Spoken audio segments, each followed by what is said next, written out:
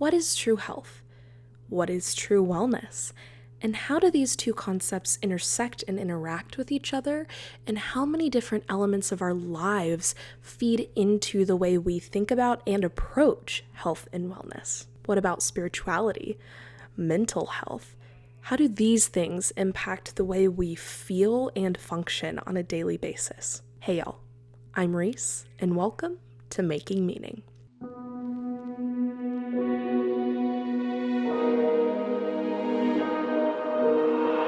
Making Meaning is a podcast by the Cohere Collective here to help you find and make meaning in a way that makes sense for you. And this week, I sit down with certified health coach Sneha Patel. Sneha is one of the most all-around intelligent and wise is the word that's coming to me, wise people that I know in terms of physical health, mental health, spiritual health. She truly is kind of a Renaissance woman in terms of these different areas of health. In this conversation, we talk about her approach to being a health coach, her approach to her own health, and the many ways that this impacts her purpose in life in wanting to help other people feel good so they can live their purpose. This is your first time here. Thank you so much. Welcome. Please subscribe wherever you are listening or watching this podcast and leave us a rating, review, comment, all of the above. If you leave us a comment or a review, you may just get a shout out in a future episode. I believe that is all I have. So let's go ahead and take a deep breath.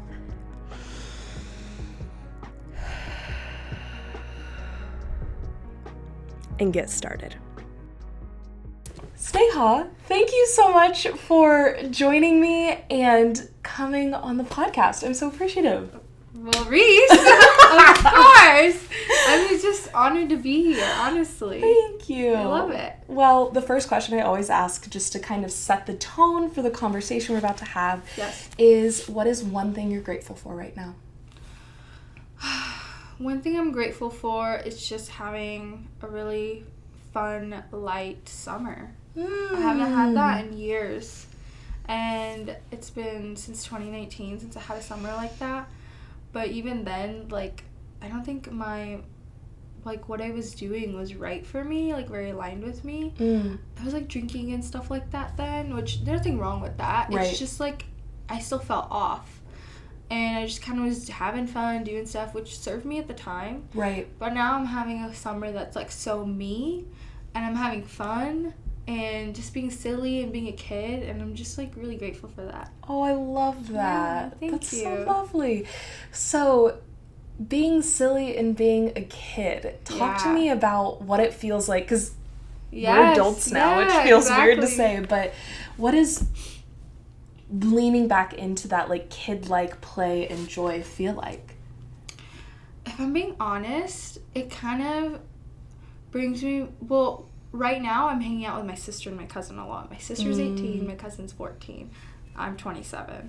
That's a bit of an age gap. Yes. And they're kids, you know? So being around kids helps me get, into that space.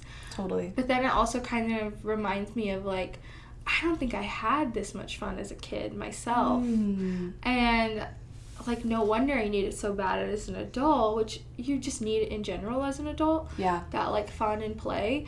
But, I'm I don't think I ever really let go like this as a kid or had the opportunity to really just purely have fun.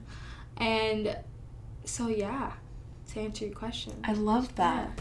Yeah. That's so beautiful. Well, and I do think that there is something really magical about, you also getting to provide your sister and cousin with maybe some of that, childlike joy that you missed out on a little bit, being an older sister and all of that stuff, that, you get to provide that is probably really cathartic. Yeah, they can tap into it easier than I can, and they, bring it out of me, which I think is so fun, and, I'm, being such a goofball, and, kind of cringing a little at myself, but, it's fun. It's, a fun cringe, you know what I mean? If you want to have fun and be goofy, you really just have to lean into the weirdness of it, too, because kids are weird. Yeah. Kids are so weird, and so it just, kind of brings me back to that, and then, I had it at, like, little times when I was a kid and stuff. It was inconsistent. Like, when you're growing up, you have a friend, next day you don't. Yeah. Or, like, you're relying on your parents to take you places and this and that.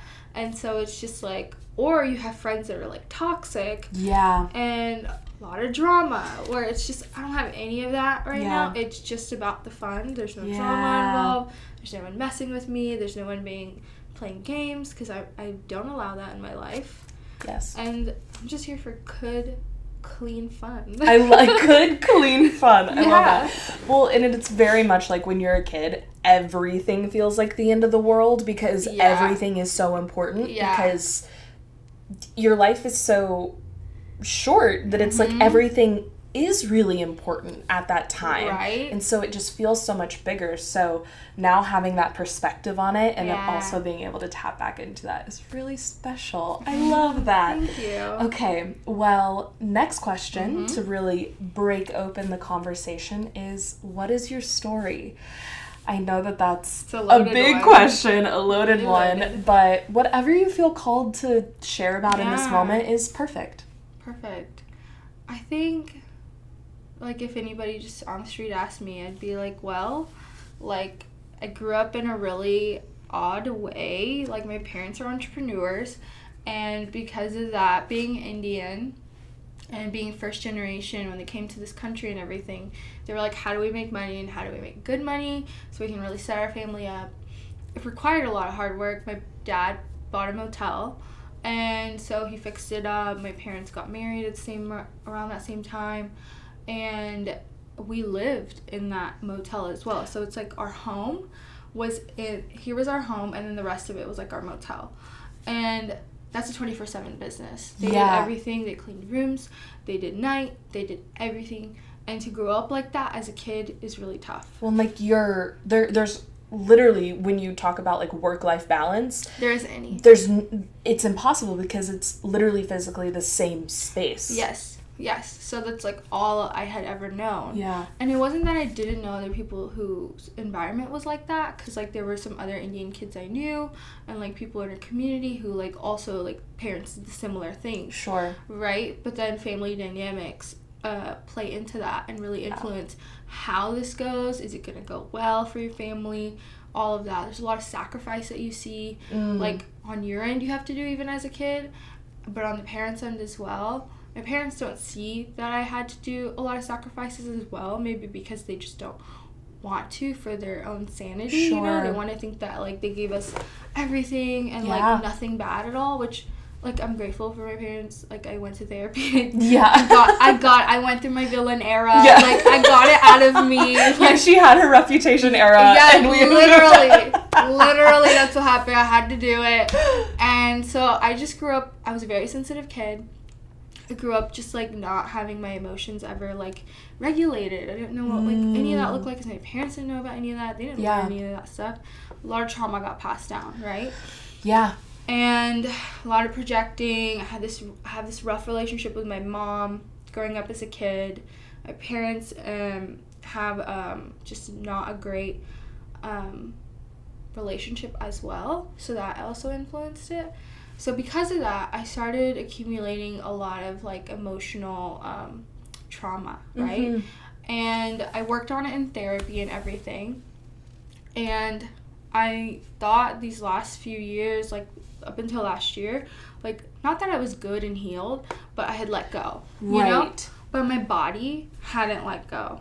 So, you know, if like the body keeps the score. Yeah. That's the situation like I've been in and I'm still kind of in. And I've had like chronic pain since I was a teenager on my shoulders and my neck. And it's just like, it's like the weight of life is what it feels like, truly like on me. Sometimes it's worse, sometimes it's not. And so that was like one of my health problems that started. And because of the environment I grew up in, like, you know, all that, it's like a perfect storm. Yeah. And then because of that, I started like all these toxicities. My body started just like accumulating them. You know, just last year I found I had mold toxicity, glyphosate toxicity, and just like gut health just in shambles, all of this stuff. Because my coping mechanisms and the way I was like going about my life too wasn't like helping my health either. And I was, like, playing into my own chaos, like, creating my own chaos. And it just wasn't helping me. And so because of that, that's another factor that also determined, like, how my health went for me. Sure. And just not having guidance, I think, a lot in my life really led me down, like, a path where I had to go through all these really hard things. Mm-hmm. And being so lost and having this, like, unrealistic expectations set upon me by my family. And I just spent a lot of time being lost, like, since I was, like, got to college at, like, 18 to, like, early last year. I'm 27 now. No shame. No, shame. not at all. No, not at all. Not at so all. I just, I didn't know what I was doing in college at all. I felt like I was floating around, didn't want to be there. I was having the hardest time finding my purpose and my passion. But I had my intuition was kind of there as well. I just wasn't really listening to her. And I had a feeling that something about business and about, like, health was, like, drawing me together. Yeah. So I went, like, the medical route, it just didn't feel right. Felt very chaotic as well. So I was like, I don't think this is it. Then I went to business school, got my information systems degree and everything. And that wasn't it either for me. I quickly hated it after some internships and jobs. And then I was like, maybe I should do healthcare administration. I was like, I really want to help people. I know I need, like, something where I feel like I'm making a difference. And that also felt very corporate-y. And, like, I couldn't really make a difference. Sure. And then after that, I started doing marketing and creativity stuff. Because I was like, maybe I need to, like, lean into my creativity. I never allowed that for myself. So then I tried doing so many different things. I did like it, and it did teach me some things. But it still felt like I was missing the bigger picture, maybe. Like, the thing keeping me going. Like, it wasn't fueling me enough.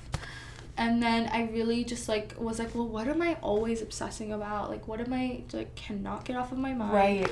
And it was, like, wellness, like, health and wellness. Like, I would talk my friends and family's ears off about, like, the new thing I would learn, maybe about health and wellness, podcasts I would listen to, books I would read. And then I was just like, how do I get into that? How do I get into holistic health? And I actually had listened to a podcast about, like, this, like, health expert, and I was like, well, how is she an expert? Yeah. And then so I saw that she also did, like, some certifications, became a certified coach, health and wellness coach and everything.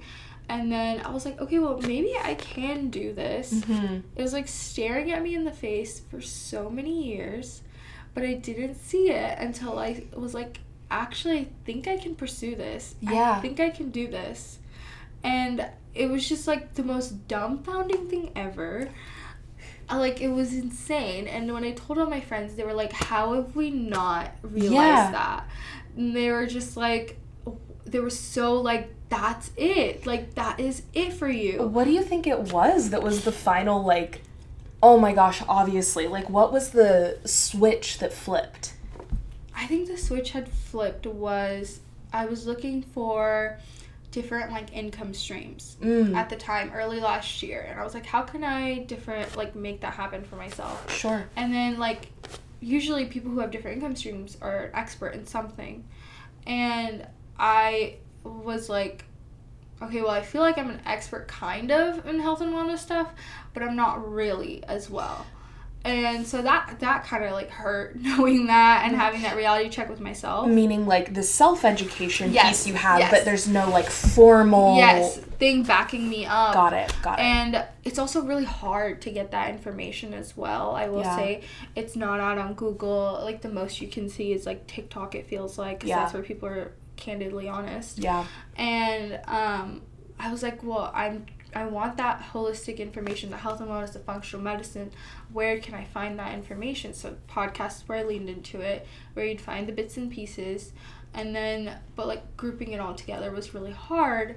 So it just felt like I had random little pieces together, but nothing, like, it's like the big piece of the puzzle. It was lost somewhere. Yeah. Right? Like, you had the corner pieces, but we need to, like, build the other things in. Exactly. Yeah. And so then I I was just like, so then I was like, well, how do I become this, like, expert at this thing? Like, it started getting my, like, I don't know, my brain turning. Yeah. And started really thinking about it, and I was having a reality check with myself. And then I had also been, like, listening to, like a bunch of stuff about, like, how to discover your purpose and passion. And I just kept asking myself, like, what is it that I love so much? What is it that I obsess over? What is it that I'm so passionate about? And everything would lead me back to, like, gut health. Everything that would lead me back to would be, like, autoimmune disorders, like, things like that, and mental health. And when I listened to that podcast with that expert, her name was Vanessa Fitzgerald, and I was just like, wow, well, there is a way, actually. I didn't know there was a way.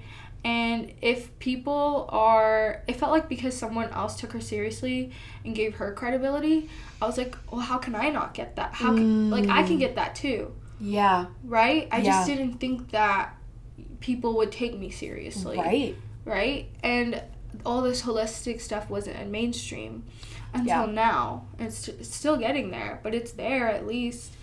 And that's what, like, really just opened the floodgates. Not the floodgates. But opened the doors. Yeah. Opened the doors for me, and I just felt like I cracked the code on, like, one of the biggest things for myself, and I was just, like, on cloud 9, like, when I figured that out for myself. And I was just so proud of myself, and just telling all of my family and my friends about it, and I just felt so right about it. And I still do. And I had a feeling there was something more I wanted from it. Like, at the time, it was just, let me get my certification to be a functional health and wellness coach. Yeah.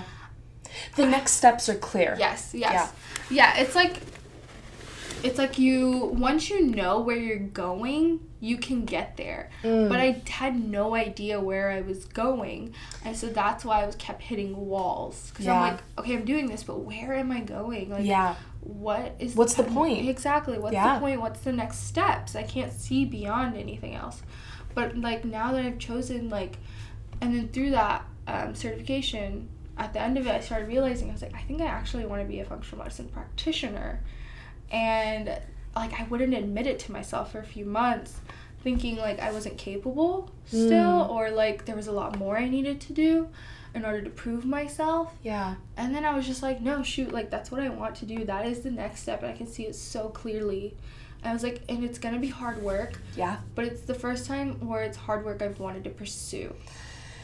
It's the hard work worth doing. Exactly. Yeah. What do you think? Loaded. Sorry. Yeah. No, that's beautiful. Why do you think, even once you would you said you cracked the code, which I just love. Yeah. Because it does feel like this big puzzle, to also use another one of your analogies, that, it's like you're trying to solve a puzzle, but you don't even have the picture for reference. Yeah. And it's like, well, I have these things, but what is it building up to? When you finally found that reference picture, so you can kind of start searching for these other pieces, why do you think, where was that piece that was still, you said that there was still this, like, feeling of the perhaps, like, not quite good enough, or holding you back just a little bit, or maybe needing another, like, certification or some sort of formal credibility to your name. Why do you think that was there? It was all fear. It was all fear-based. Like, there was, like, there's no reason, you know? Like, I know myself at the end of the day, before the overthinking kicks in. I am more than capable. I'm a very intelligent woman. Yeah. And, like, I'm just great, honestly. Yes, like, I know that. But then the overthinking kicks in, and then, like, I think it's, like, I start thinking of, like, how other people will perceive me and stuff like that. And, like, I had family members who are in the medical field and everything, and it's just, like, holistic health is so drastic, but different from that. And some people will not take you seriously, or even give you the credibility that you deserve, even if you've walked the path. Like, I'm not somebody that just, like, up and decided this is what I want to do. Right. I've had to walk this path to get here. Yeah. Like, I've had shit health still am getting better. And then I got there. Yeah. Can we cuss? I didn't know. Yeah. Absolutely. Yeah, okay. You're good. Yeah. So, I don't know. As I realized that, like, I have a lot to offer, and I don't know, it's just the overthinking that kicks in, but I think what it is before the overthinking kicks in, when you have that sense of, like, this is it, I know it in my bones, in my soul, like, the overthinking will come right after that, but you have to remember that the truth and the reality is the first thought that you had, not all of the rest that followed, because then those aren't even your own thoughts, those are other people's thoughts. Yeah, those are other people's thoughts that kept me from seeing the whole picture. I want to, like, pause on that. Goosebumps. The truth is that first thought. Yes. All the overthinking that kicks in after is someone else's thought. Yeah. Other people's thoughts. Yeah. That is so profound. What do you think was when you realized that, like, how did that change the way you approached this path? I mean, I became more confident in telling people. I used to have a really hard time just, like, when people were like, what do you do? You know? And, like, for a long time, I'd be like, I'm still figuring it out. Yeah. So, and then now I'm just so proud. I'm like, I work in functional medicine. That's what I do. And then I explain it further along, right? Yeah. And ask me your question one more time. I want to make sure I'm really answering it. Yeah, no, you're good. How does that realization that the truth is that first thought, how has that changed the way that you approach your path? Okay, yes. I mean, I keep it in mind, right?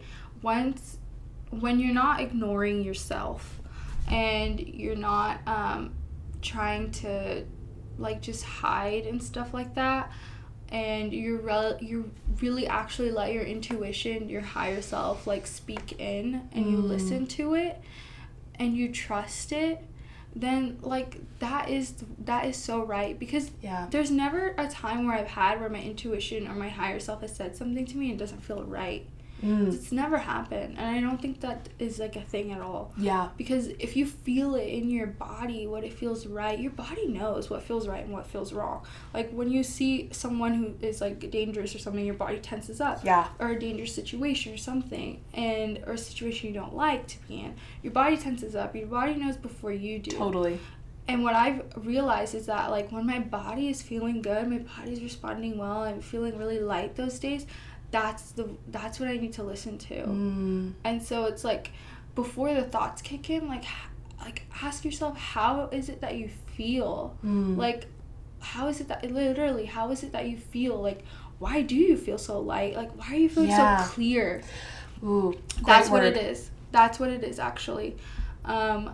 When that first thought always feels so clear. Maybe it's the second or third thought for the other person, but what I'm saying is like, when whatever it is that you're trying to do or getting to, or that decision you're trying to make, and something pops in your head and you're like, that's the one, that's right, feels so crystal clear, and then everything else kicks in, and then you're like, oh, well, now I'm stuck again in this spiral. And that's because none of that is clear. That's all that vague, other people's thoughts, other people's emotions that are projected onto you, and their versions of their lives projected onto you. That's not you at all. Once it starts getting muddy, that's not you. Yeah. So I'm going to ask a leading question, which I'm so bad about, but I'm like... That was fine. I like it. Let's do it. I'm like, okay. Yeah. Because one thing I was thinking about is when you were talking about your experience in college, that you knew that your intuition was there, but you weren't listening to her. Yeah. And now, when you were talking about how that first gut that is your intuition, it's calling in your higher self, it's that alignment with purpose, and that brings clarity. One thing that I think I've struggled with, and I still struggle with, is being able to identify the difference between intuition and anxiety. Yes. Or, like, a gut feeling and, like, oh, this is the nervous feeling that means, but you're excited and you should do it anyways, or the stress feeling that means, no, this is bad. Do you think that it is that clarity that is the difference there? It is. Okay. It is. Yeah. I actually asked an intuition coach that answer. I was like, how do I know the difference between intuition and fear? Yeah. And we did this whole intuition like exercise and everything, and she said that intuition always is clear. It never, your higher self is always going to do what's best for you and what's good for you. And once those other emotions start kicking in, that's when, like, it's like, imagine a clear vase, clear water, it's just mudding it up. It's like pebbles being thrown in. And so that's the difference. It can be hard to figure it out, I will say, if you're not used to listening to yourself. Yeah. If you're not used to your intuition and everything. But your intuition will never give you anxiety or fear or any of that, because it's not supposed to be like that at all. And which I'm sure you felt that at times, right? Where it's like, it feels so like this is right, and then everything else kicks in, but that's because of that, those are life's problems. Yeah. Those are everything else that's kicking in and everything. But if you listen to that guidance that you already have within yourself, then, like, you will be okay. Yeah. Yeah. Yeah. I have to believe that in order to get through this life, honestly. Yeah. Truly. Well, and to continue and talking about one of the, I mean, in my opinion, obviously you're much more expert on this than I am, but one of the foundational principles of functional health is that connection between body and spirit, mind, whatever, soul, right, yes, whatever you want to call the, like, ephemeral spirit, other thing. And I do think that, like, intuition taps into that intersection between the two, where you are, like you're saying, pulling in your higher self, pulling in source, the universe, but then we do go back to, how does it feel in our bodies? Yeah. Like, is that the, like, butterfly in our stomach, like, clenching, jaw tight, shoulders tense, or is it the clarity, relaxation, rest? Yeah. Can you just talk a little bit more about that intersection and the interplay between those two pieces? Yeah, definitely. I will say that I've always been really intuitive. It's just times we all have them where we don't listen to it, and we do. Yeah. And I'm sure all of us, many of us, have had times where we're like, I knew that. You know? You're like, I should have listened to myself. Yeah. I should have done this. And it's like, I just knew it the whole time. Like, that person that was in your life that was causing all that chaos, you're like, I just knew it. Yep. That's your intuition. Yeah. That is your intuition. You didn't listen to it at first. It's always in your head, like a little voice in your head. That's what it is for me, at least. That's kind of like, it's not always talking or anything, but sometimes it just, like, drops in when I need it. And it's different for everybody. But, like, yeah, like, when you're in a situation where something's telling you to leave, you know? Or, like, any situation you're in. We've all had them where something's like, you're not safe here, you need to leave. Yeah. Some people don't, something bad happens. And then some people do, and then they, after find out something bad had happened, they're like, I'm so grateful I left. Yeah. They listened, and they feel that relief just, like, soaring through their body because they listened to themselves. But you never regret following your intuition. Like, you just don't. And if you do things that are, you know, I want to say, if you do things that are hurtful to other people or to yourself, that's never intuition. That was never alignment with yourself at all. That's you just being chaotic. Like, really. That's you being chaotic, and that's you playing into the reactivity of your life, you know? But, like, I feel like people who might do that, there's no way they feel really actually good in their bodies. Yeah. You know what I mean? I'm not saying, like, they don't feel good about themselves, but, like, there's no way that their body likes that, you know? Yeah. And, yeah, I feel like, does that answer your question? Totally. And it does. I think I just kind of have a follow-up. It absolutely does, but I'm thinking about this, like, is it possible for... Because, like, hurting someone else is, like, my worst fear. Yeah.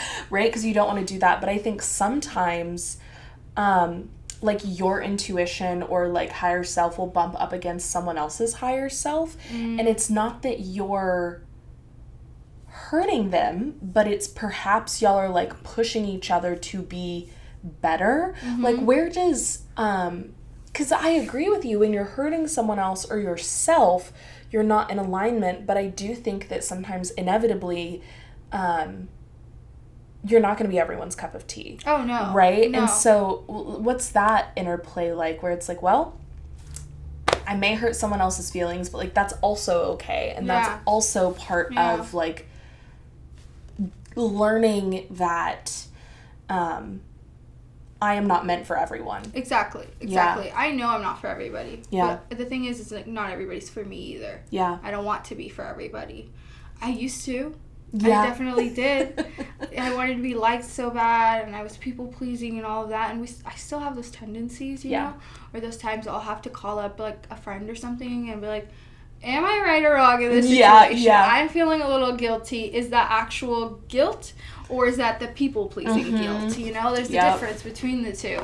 And I don't know. I think that your question was about intuition, how, like, yours might go over somebody else's? Yeah, I guess, like, the difference between, like, hurting someone else and that being out of alignment versus, like, making someone upset. And that could still possibly be in alignment. Like, what's... Yes, definitely. So it's like, if you feel like there's something you have to say, like, to the point where, like, you're kind of feeling a little sick because you're keeping it in, it's racing through your mind, and then, like, if you're having to outwardly talk about it a lot to other people, you're going to A, B, C, and, like, all these people talking about the situation, but you're doing actually nothing about it and telling it to that person, then, like, what are you doing? That's not helping you at all. No, I think that makes a lot of sense, because also anytime that I have, like, been in that situation where it's like I'm, like, belaboring over this decision, or, like, in my head about it, and I talk to all these people before I actually just go to that person, it's like, aren't you hurting them more by doing that than the honesty there? You are. So you are. Yeah. Because then you're just being selfish in a way when you're not being honest to the other person and about your own feelings. Like, you're putting your feelings above them in that situation. Exactly. Just because you don't want to face the uncomfortability of emotions, you know? That's it. Like, I definitely don't mean that intuition doesn't mean drama. Right. Drama's gonna happen. Yeah. And sometimes having conversations with people who aren't receptive to that, it'll cause drama, right? Yeah. But you need to say it in order to move on in your life, and then you feel better. What I've noticed is that, like, if I've had times where I've had to cut a friend off. Yeah. You know, we've all been there. We've all been there. Yeah. And, like, I don't want to say it, but, like, I'm like, I have to. So then I did, and I felt nothing but relief after. I felt so light. I felt so good. I know that person was hurt, but honestly, I didn't care, because I was like, I feel like I just did the best thing for myself. Like, I don't need that energy or that person in my life at all. I wish them the best. It's not like I don't like them or anything. I wish them the best, you know. We had some good times, but now we're not, like, for each other anymore. Yeah. We're not growing together. We're not helping one another be better for one another. Or, like, we're just adding chaos into the world being friends together. And so it's like, why would we keep doing that? But that person doesn't see that yet. But I saw that, right? So that's my intuition being above theirs, knowing better. And I'm like, they only keep hurting me.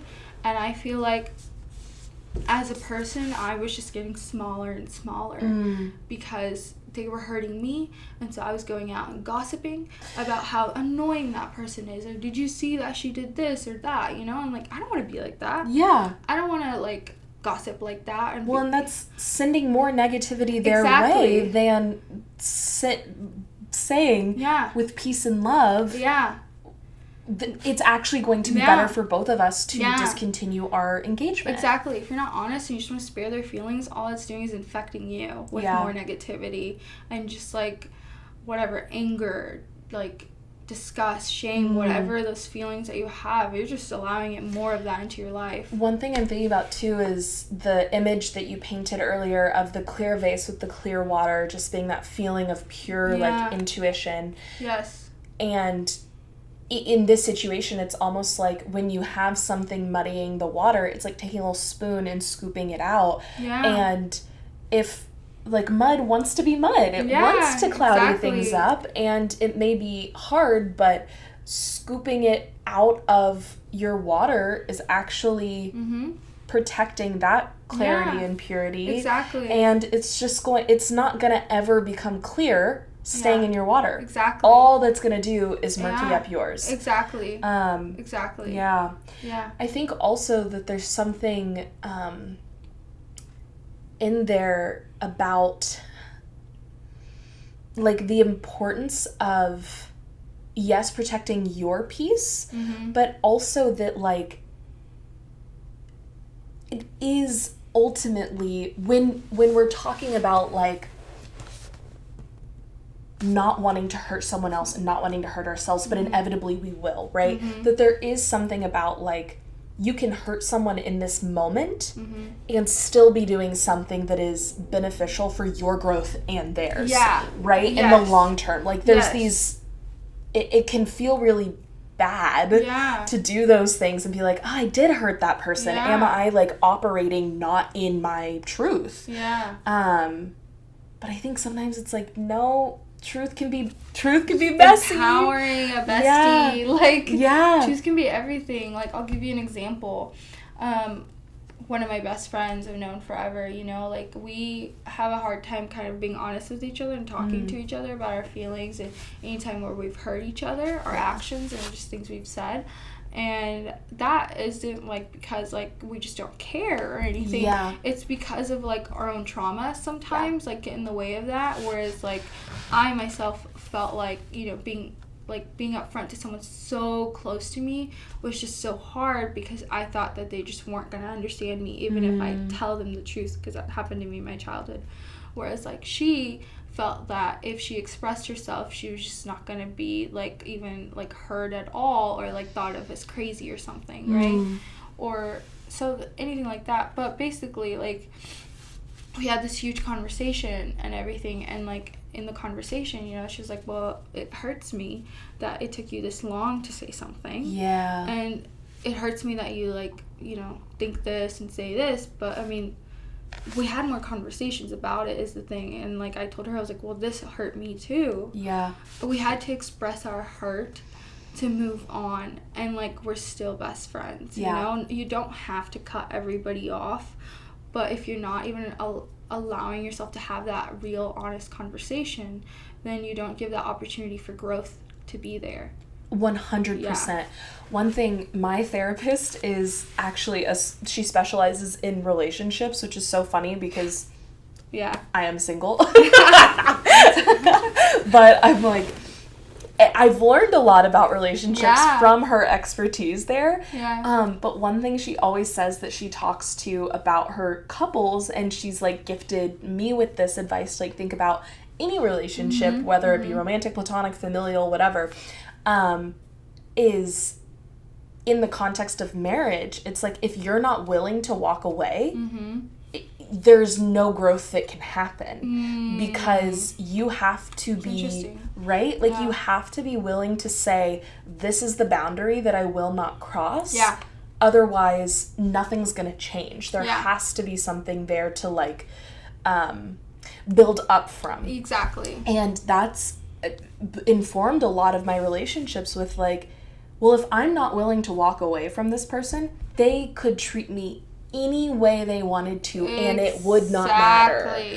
And I mean, it's a two-way street, right? If they're not willing to walk away from me, I can do anything I want, and it will not matter. And the relationship will just digress. It'll be at the detriment to the relationship. Exactly. Right? And so having enough self-respect to go into something, even with your best friend, and be like, I'm willing to walk away if something like this happens, but then caring enough about each other to work on that is, like, what I think shows love. I'm like, I always feel so, like, corny in going there, but it's like, it does, right? It does, and I'm definitely one of those types of people. It's like, when I'm hurt, my sometimes initial reaction can be to walk away. And, like, I kept having, like, thoughts like that. But I just know, I knew that's not what I wanted to do. It's just like how I've been treated in the past. I always told myself I will walk away from treated like that again, you know? And so we just had that conversation. I laid down my boundaries, told her like what this and this happened wasn't okay. She told me the same thing, and that like we know to like not do that again. And if we do, we need to immediately talk about it, not wait months to talk about it. But like I just know exactly our relationship could have just been digressing and been to the point of detriment if we kept going down the road, the same road, and taking advantage of each other and assuming the worst of each other. When, like, we're good people. We should assume the best of one another. Because at the end of the day, I know between her and I, it's just all love. It's just life got in the way, things got in the way, our own assumptions got in the way. Assumptions play such a big role. I am, like... What are those things where people are just like they hate certain things, where they're like, oh, I just don't like like your pet peeve? Pet peeve. Assumptions are my pet peeve, right? And because like people have made so many assumptions about me, or like people use that as an excuse all the time. Like, oh, I assumed that you wouldn't want this, so I didn't get it for you. I'm like, well, did you ask? Did you ask me? So like, assumptions are my pet peeve. And I'm guilty of doing it myself, but I try to be really thoughtful about it. No, I think that is really important, too, and it makes me think of, I'm such a Brene Brown person. I'm like, have I had a podcast where I haven't mentioned Brene Brown? Probably not. I mean, she's just great. She's just great. I'm like, her books are somewhere on the shelf behind me, but one of the things that she has is, like, the stories that we tell ourselves, right? And... assumptions are just stories that we tell ourselves. Exactly. Either about ourselves or about other people or what other people are thinking about us. And one thing that I've been really working on recently is realizing that when I'm afraid of judgment or being judged, it's not even that judgment is there. It's that I'm prejudging myself through the vehicle of someone else. Like, I am assuming what they are going to think already. And it's like taking these like 3 jumps, and it's like, if they're going to judge you, at least let them make the decision to judge you themselves. We get so ahead of ourselves. Like, and like we're just like, it's our brain trying to rationalize, you know, it's what it is. Based on, like, our own things that we're going through. It's like that survival thing kicks in. It does. And so that's where it all comes from. But it's like, oh, my God, so much overthinking. Like, and we as women do it so much where it's like, I think she's thinking this way of me, or he or they or whatever, you know? It's the self-protection. Exactly. And so... it's just like, well, and then you actually talk to that person sometimes, and they're like, well, I didn't say hi because I thought this, and they're like, I thought you were like, didn't like me, and you're like, no, I actually think you're so cool, not at all, and then you're just like, what was I putting myself through that for? Like, it's exhausting thinking like that, isn't it? It totally. Okay, I'd be totally remiss if we didn't return back to functional health, since that is like we can talk about anything I know. forever. Like, thinking about life. It's true. But one of the things that I found so just beautiful and powerful and important about your story is truly you were talking about purpose, and how for so long you used the word lost, that you felt lost even though there was this sense of something there, and then you found it, and it was just like cloud 9, and it's always been there, and it was right in front of you. Why do you think it's, I mean, you talked a little bit about how functional medicine is in a lot of ways your story in healing yourself and healing your body, and that's a journey you're still on and will always be on, because no one's ever done with a healing. But why do you think it was functional medicine? Like, what about that specific one was like, this is it, this is the thing? So I tried the Western medicine approach, like, which nothing bad about Western medicine. I think it has, it serves the purpose that it needs to, of like life-saving medicine. You break your arm, you need a cast. Exactly. I just don't think it serves the purpose of like longevity, optimal health, and preventative, as well as just like kind of looking deeper at like the root cause of a situation. Like, it's symptom-based. That's just the fact of the matter. And so at the time I didn't know much about like holistic health and things. I knew about like Ayurveda because I'm Indian, I grew up in that and things, but it still wasn't science backed enough for me. And like it was just kind of like, here's some things, take that. But I'm like, I'm not that type. Like I need more explained to me. I need some science behind it as well. And functional medicine serves that purpose of like holistic health but with science. So what I did was I did birth control. I did like 2 rounds of spironolactone, like all these things to clear up my acne, balance my hormones. It just kept making me feel way worse. And on top of that, I had a lot of like emotional pain in my body. My body still was harboring it. You know, like nervous system dysregulation is what it was. And for a long time, with the way I grew up, the way I operated in college, even after it, my nervous system was just like way out of whack completely. And I was just constantly in fight or flight mode, it felt like. And then I tried so many things. I went to so many specialists for like different things and nothing was helping me. Everything was just making me feel worse. And then last year, and functional medicine isn't covered by health insurance, like I'll be honest, it's expensive. It's a privilege.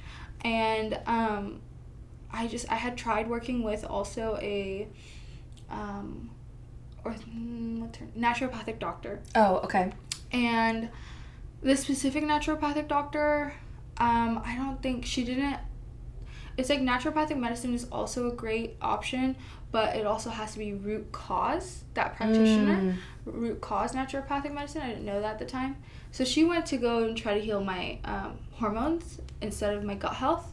I see. You're supposed to heal the gut, and then the hormones can get balanced and everything like that. I see, because the hormones are being impacted by the gut. Yes. And other underlying things, because I just was like, I'm still not feeling better. So then I stopped seeing her. That didn't feel right either after a certain point. And then I tried to solve it all myself through the education. So I just had to seek education, try to solve it all myself. I did so many things to try it, and just like, it's like I was getting a little bit better, and then it just was all the same again, the same symptoms and everything. And then I think it was around last May where I felt like I had felt the best I had felt from February to like April in years, like mental health, clarity. I had done like my own little research of like certain things to detox. I was taking like some practitioner grade supplements. I was like, let me try a few things on my own before I like dish out the big bucks. You know, and I was feeling really good from it and like really positive.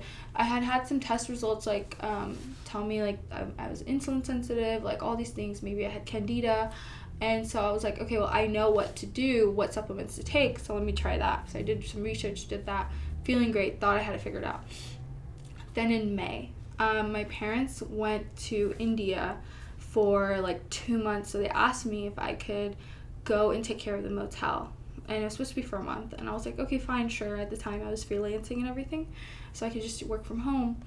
And being in that environment that dysregulated my nervous system in the first place. You're right back. And like it's a motel, there's chemicals and like things being used with and cleaned with all the time. It just felt like it was all starting to come back again. My mental health wasn't doing good, and it really hurt having a taste of it, of feeling good and then not again. It just felt like I was going in circles and it was driving me crazy. And I was like, I think I need to really speak with someone who knows their stuff. And so I bit the bullet, and my intuition just kept telling me, if you don't figure this out right now and you don't just go ahead and go with functional medicine, you will end up with an autoimmune disease. I was so clear on that. It felt so like obvious. It's just gonna keep getting worse in my mind and my body. And so then I did it, and then through results I found out I had mold toxicity, glyphosate toxicity. My autoimmune antibodies have showed up. So that's and thankfully I'm at the age where I'm young and resilient still, and I haven't like gotten so like far into it. Like, yes, I wasn't feeling well at all. Like I was just felt like rotting all last year. Like I wasn't feeling good, but it wasn't to the point where like I had an autoimmune disease to be diagnosed. Yeah. You know? Like, some antibodies definitely have shown up and are there. I have some really high inflammation and everything in me according to my test results. But, yeah. And so, it was intuition that led me there, and it just felt right, and it was nice. It was really validating. I think I spent, like, 2 months just, like, crying about it after the results of, like, I had been feeling like all of this for on and off, like, 10 years. Yeah. And, like, almost 10 years. And it just felt so validating that it wasn't actually me. Yeah. All of these, like, all the issues I was having trouble with my mental health, with my gut health, I was like, that was never me. And I was being so hard on myself. Like, I was just pushing myself, like, trying. I'm like, why am I, like, not as motivated? Why am I not, like, why am I so fearful? I have so much anxiety. Like, you know, maybe I need to practice more mindfulness, practice this, like, do that. And it was exhausting, and I felt like it was so crazy because it felt like I was the healthiest person I knew because I was the one actively doing everything I could do. It wasn't you. It wasn't and it was me. this affirmation, validation, empowerment that what I'm feeling isn't it wasn't really in my me. head. It's real. Yeah. It was really, it was like a grieving process I had to go through too, of how hard I was on myself, and like how, like, I had a lot of emotions that happened to me, and like with the gut health piece, like, I was bloating like insane, like, at the time still, and then, like, I'm still getting better, but, like, the thing about bloating is it can cause a lot of, like, damage to your mental health because it's like your body isn't looking what you're used to. And, like, I was working out, I was doing all of these things, and I'm just, like, confused, you know? And it's, like, I had body dysmorphia, too, and all of these things already on top of that. And I didn't feel comfortable wearing a lot of the clothes I used to wear anymore. My lifestyle, like, had to change. Things I wore had to change. And, like, it really took a toll on me. And my mental health, like, oh, my God, that piece just sucked. Like, I had such bad brain fog. I was, like, losing my memory. Like, my short-term memory was awful. And, like, there are things that my sister, like, will be like, remember this? And I'll be like, I don't remember much from last year. Yeah. Like, I do remember things, but it's, like, certain things I'm just, like, it's scary, you know? Yeah. And so it was nice to know that actually wasn't me. So I've had, like, another, I want to say flare-up early this year, and what got me out of it was friends, support, and remembering that, like, this really isn't me at the end of the day. This is the disease talking, this is the mold talking, like, this is my anxiety and my fear talking, like, you know? And it's like when you're going through any type of, like, sickness, illness, or just anything in life, you have to remember that, like, it's not actually the real you. It's all of these things that are kind of right now, like, piled on top of you, you know, and layered on you. But when you scrape all that off, that's not the real you. And so that was really, like, I don't know, just freeing. Yeah. Yeah. Totally.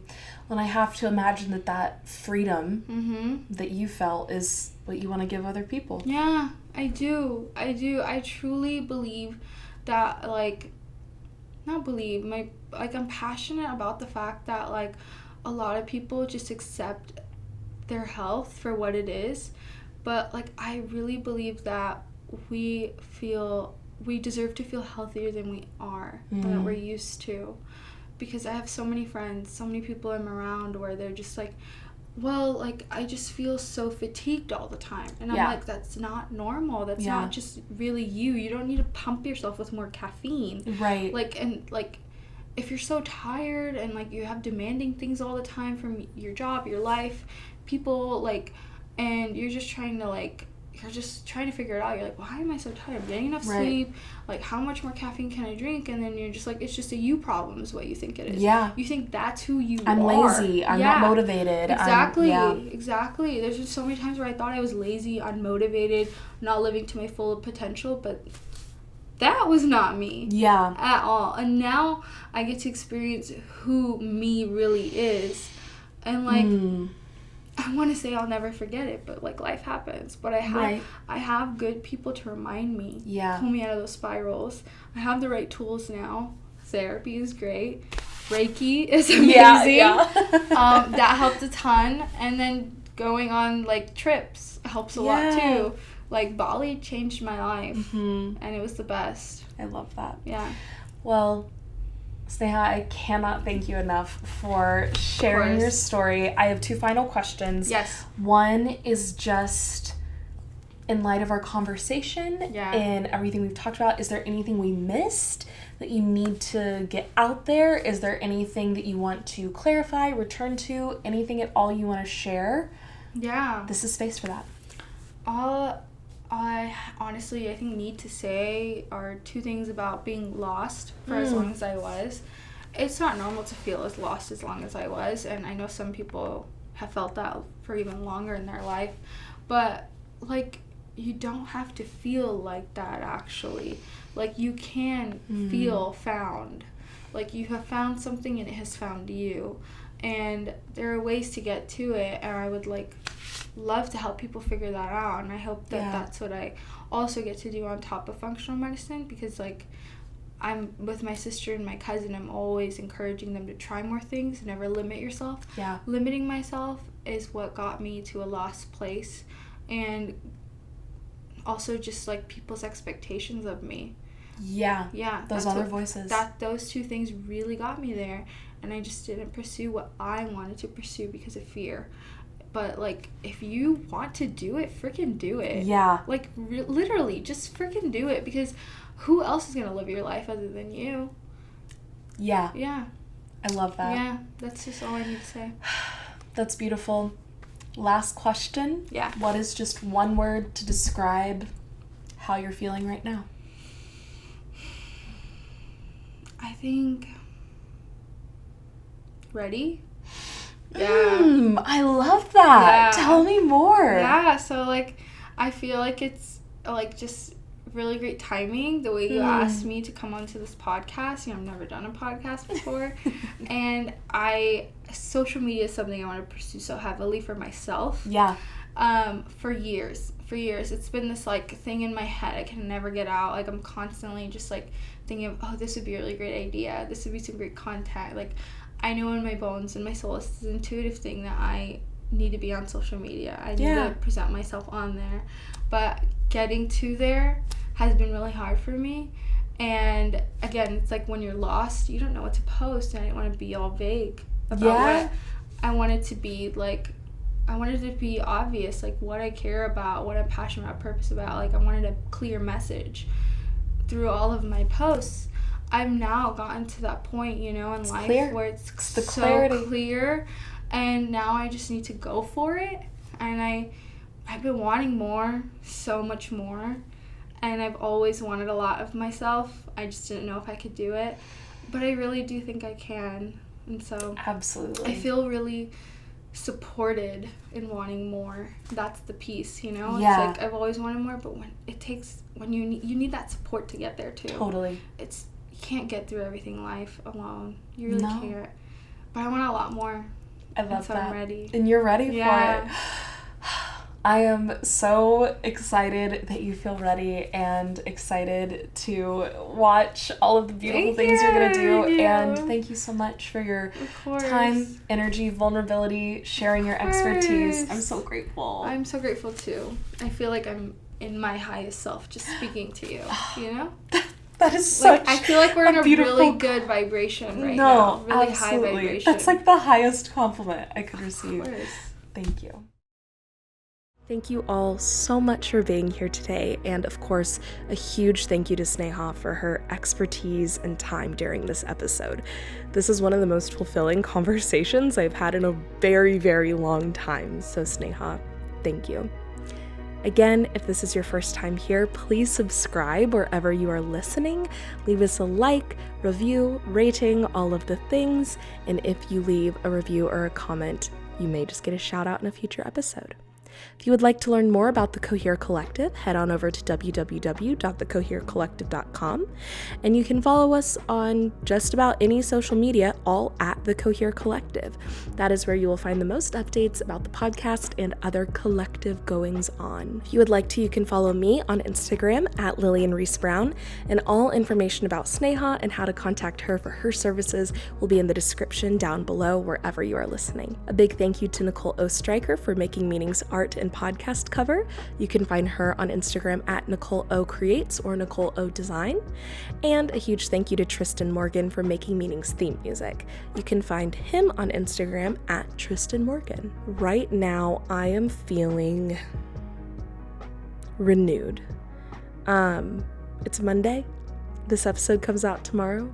It's a great day, and I'm feeling good. A new locked-innedness to my purpose and passion, which feels good to be there with that. And I feel like I've been processing a lot of stuff, and I'm finally about to come out on the other side and start a new journey of processing probably. But being able to take some of my recent learnings and apply them feels like the next step, and I'm excited to do that and recommit to some of my goals and passions. And I'm happy to be doing that alongside you. Thank you all so very much for being here. And as always, I hope you feel like you are living more coherently. Until next time, love.